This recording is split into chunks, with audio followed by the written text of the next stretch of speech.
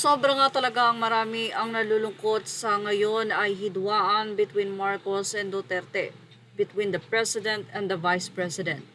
Ang unity team na inaasahan ng marami ay bigla-bigla ngang natibag.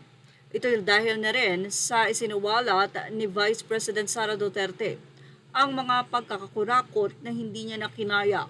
Kaya naman ito ay nag-resign na dahil ayon kay VP Sara Duterte, sa nasabi nga pong budget ng Pilipinas, ito'y hawak lamang ng dalawang tao.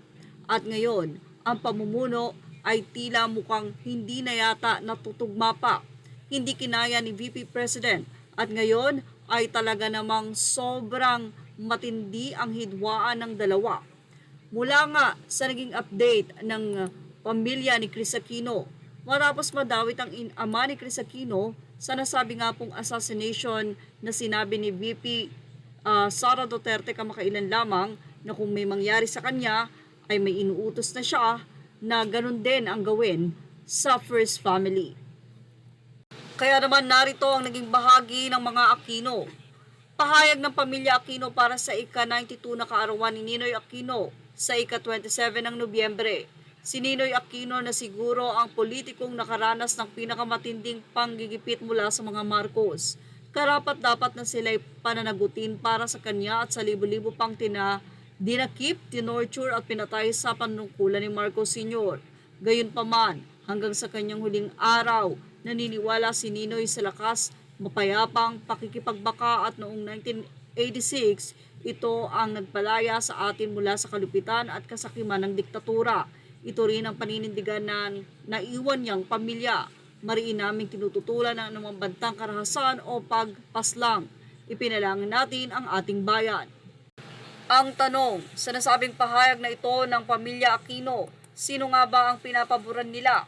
Ang mga Marcos o ang mga Duterte? Kayo na po ang humusga kung kanino nga bang panig ang mga Aquino. Ilang mga netizen ang tila nagbigay daw ng suporta ang mga Aquino sa Duterte. Samantala, narito naman ang naging pahayag ng isang Facebook page kung saan ito po ay mula sa SPMUDA International Organization for Peace and Development. Narito po ang kanilang naging statement.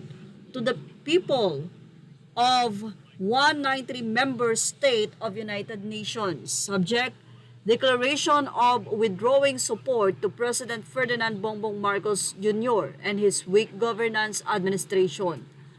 I, Dr. Dato Kamad Mangutara Ali, world founder and chairman of SPMUDA International Organization for Peace and Development around the world, do hereby depose and declare above subject on valid grounds and reasons to wit: 1.